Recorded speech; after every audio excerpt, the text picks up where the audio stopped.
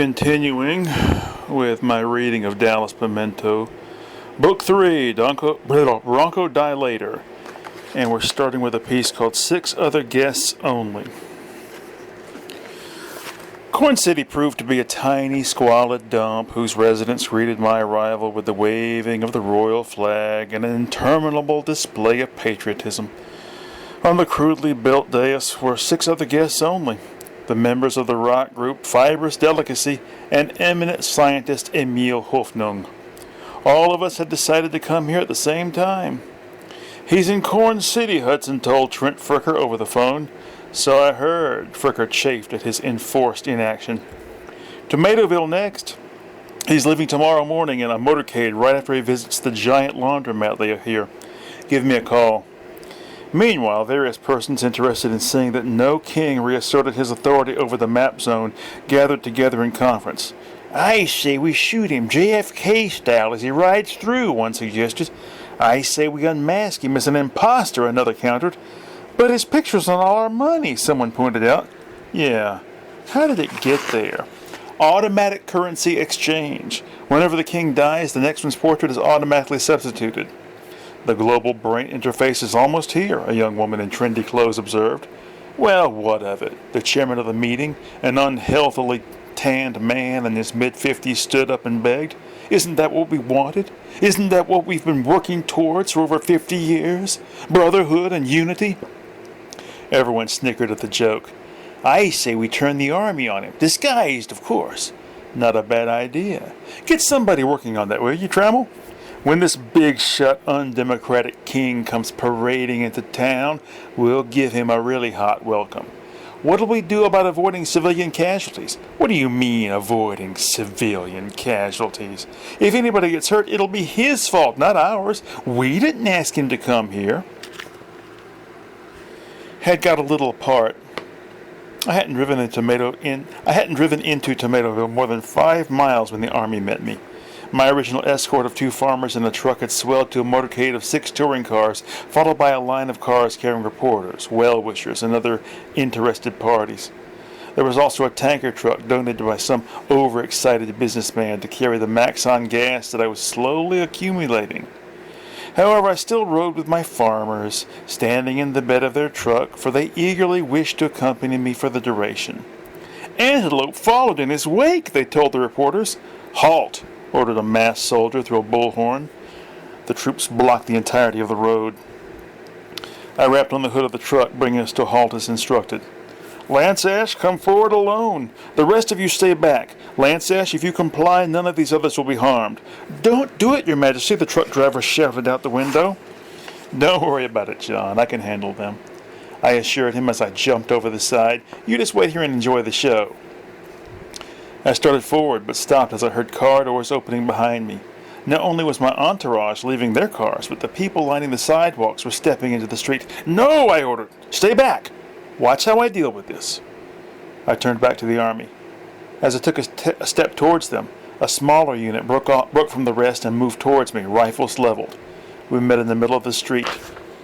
As they moved about me, ready to seize my arms, I smilingly said the magic words: "Bronco Mechanisto Epicac Todsgebod." With this statement, accompanied by an elegant gesture of absolute power, I caused the soldiers around me to fall backwards, dropping their weapons and choking blindly on savage, ethereal indifference. "Fire!" shouted the masked officer a couple of dozen yards away. I held my hands aloft and shouted, "Bug, bug, bug, bug, tick-tock, link-lank, ticka-laka, farawana, tic-tac, tonophone, tobriastin, nakriana, soblapunu, pili-laninganan, taku, ibrieg, kidig, fitriato, lotolo, liliata, bug." Horrible as it was to impute, not a single weapon was fired. The man in command of my assassination force stood immobile, his mouth frozen open. "Drop your weapons," I ordered. All did so. "Remove your masks," I ordered. Each man did. Their eyes were all upon me, but slowly, under the power of my gaze, they dropped to the pavement. Now they were feeling the shame of their position. I pointed at the ground before the officer's feet. He fell to his knees, quickly followed by all his men.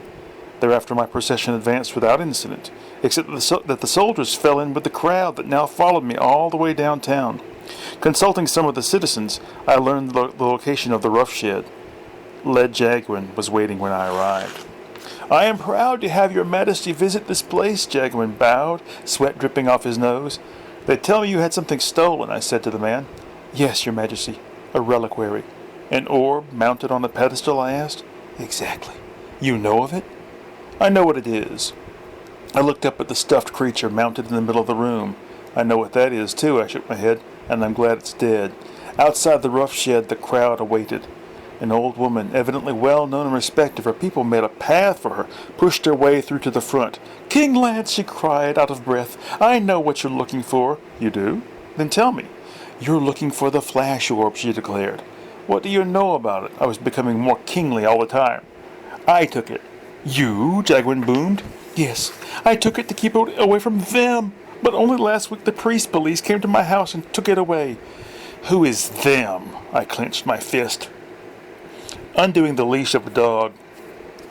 Some said it was magic that made the royal symbol of the exploded popcorn kernel appear on the balloon as it expanded, but in truth it had always been there. People just interpreted it differently before. Lana's personal symbol was a chef's hat, very similar in appearance to the Colonel Royal. As I rose into the air in the balloon, the crowd below seemed to disperse rather quicker than one would like, especially if one is a beloved monarch watching from on high. I had been supplied with a warm coat and a picnic hamper full of provisions. These saw me through the 4-day journey to my next destination, a tiny house in the middle of the woods. As I released the gas from the bag, no antelope responded to the sound. These woods were empty of such animal life. The winds carried me some distance from the house before I finally settled in the branches of a large pine. I ate the last biscuit in the hamper just before climbing down the rope ladder to the ground and setting off in the direction of the house. Along the way I had many adventures that I won't bother to tell you about, as I am trying to press on as quickly as possible before I wake up. Reviewing the recent past is a tricky business. It can lead to depression and the reawakening of bad habits. Both of these I suffered during the course of my walk. Of course, I became less kingly the further I went. That's to be expected. I also became more interested in the tiniest of details, so that by the time I reached the little clearing around the house, I was walking slowly enough to read the tiny hieroglyphs on wildflower high-rises and on the ladybug taxis that made their way among them. As I came closer to the house, a dog, tethered to a line at the side of the house, began to bark. His master, dressed in overalls and clutching a screwdriver, emerged from the basement door. "Get him, vandal," he ordered, undoing the dog's leash. Retreat was impossible. I had to enter that house. As the dog bore me to the ground and tore up my throat with its yellow fangs, my only thought was of reaching the comfort and safety of the interior. Part 2. New conservation regulations. Feeler motioned to the fellow on the opposite side of the narrow gorge. "You have something to add?" the fellow asked. "Yes." Feeler spoke unnecessarily loudly. "As much as possible, I will keep to my usual schedule." "That's great," the fellow answered as he made the OK sign with his hands, thrusting both at Feeler. "That means that I will continue doing my normal activities." Feeler arched one eyebrow. "As long as you get the bridge built by the Centennial," Bob, whom Feeler habitually thought of as a fellow, informed him. "I don't care what else you do." "Okay." Feeler made the OK sign back at Bob. That enraged the latter for some reason, though he didn't show it. Maybe he thought Feeler was mocking him, which I guess he was, but I doubt if Feeler meant it quite so offensively. Bob was a hothead anyway. He stalked back to his tent by the small sea, out of sight of anyone standing where Feeler had stood. Bob had only been seated on his cot a few seconds when old Phillips rapped on the flap of the tent with his flogger and asked if he could come in. "Sure," Bob sighed. He glanced up from untying his shoes and nodded at the old man. "Taking off your shoes, eh?" Phillips asked as he settled himself on a camp stool made of bones and rawhide. "That's right." Bob lay back on the cot with a luxuriant spasm of goosebumps. "How did it go with the fellow from the other side?" Phillips asked. He glanced around Bob's tent. There was a rumor among the tribe that Bob kept pornographic literature hidden somewhere. Phillips wondered where such material might be. Was it inside the lava lamp in some kind of secret recess? Perhaps folded very small and tucked into the decorative treasure chest at the bottom of the fish tank. It certainly wasn't on the bookshelf. The books there all dealt with camping in one way or another. Open the door to corruption. I wrote my name with a supposedly indelible marker on a packet of ketchup and placed this packet on the table at the rear of the room. Hopefully this would, if other people adhered to the same standards of behavior that they demanded of others, reserve the table while I retrieved my bag from the security desk. The marker I returned to the fiberglass hand of the mannequin standing in the middle of the room. This mannequin was dressed as a typical child of 8 in the year 2112. I laughed at the incongruity of the futuristic tuxedo and the mannequin form, which was that of a common beast, though one with the dexterous digits of an artist. "I need my bag," I asked the uniform attendant on duty behind the circular desk. "Yes, sir. What is your name?" The man was new. It was only natural that he should not have learned by now who I was. "Lance Ash," I said distinctly, to keep the two names from running together. "Do you have some proof of identity?" He picked up a clipboard and readied himself to scan it. "I never carry my wallet with me. It's in my bag," I explained. The attendant made a face as if I had suggested that he press the button that would end the world. "Well, I'm sorry, sir. I can't let you have access to the bag." I stared at him, debating whether to throw myself on the floor and cry in an exaggerated manner when suave, solicitous Merkin Handwood laid his hand on my shoulder. "Hello, Lance," he said. He turned to the man behind the desk. "Some problem, Jerry?" "Yes, Mr. Handwood. This gentleman has no proof of identity, and he's claiming a bag." "I'm his proof of identity, Jerry. This is Lance Ash. You better remember the face. He's a very important person. Get it?" "Yes, sir." Jerry began to get my bag. I turned to Handwood to thank him. He tore open a ketchup packet and sucked out the contents. Lunchtime at many thousands of feet. There would be no returning by the path they had ascended. The roar of a nearby ice giant had sent rocks and undercooked beans tumbling down to obliterate that means of passage. "Our only hope now is to make it all the way to the top," Link Davenport made his comment while arching first one eyebrow and then another, and craning his head back and forth as he peered upwards at the hidden summit. Ned Feast, panting with exertion and fear, wanted to say, "You think so?" in as sarcastic a voice as possible, but lacked the wind. He had to content himself with imagining his teeth sinking into Davenport's skull. Unluckily for Walt, the new member of the team, it was that moment that Walt chose to turn up the TV. "Do you think you can turn that down, please?" Ned sniped. "Sure," Walt agreed with flashing eyes. Under his breath he muttered, "Asshole," as he complied with Ned's request. "Thank you," Ned nodded forcefully. "You're welcome." Walt bit the words off. He turned back to the TV with a frown. One of his favorite movies was playing, The Robot Who Killed Everyone Named Sarah Connor. With all the falling debris and shouting, however, he was having a hard time making out the dialogue. "Never mind, Walt. You've seen this movie at least 13 times. One of the dogs that pulled the cradle on which the TV was mounted tried to reassure the newly divorced team member. "Let's get a move on," Davenport called out. It was hard work for Walt to keep his eyes on the screen and watch his steps on the rock-strewn mountainside as well. He grumbled as the reception grew worse the moment the team continued their ascent. "Humans, Meglin," an ice giant signaled to a friend further up. "Get ready." Meglin, one of the oldest of the mountain terrors that spend their lives howling at the sky and frightening travelers, rooted among his meager possessions for the dentures that would add to his presentation of nature's brutal indifference to planning. His anal cleft was heavily pigmented. "Give me but one man who knows how to wield a hammer, and the collective goodwill of all you gentle people," promised the Reverend Fritzlip, "and I'll get the good word to those heathens down in the next valley."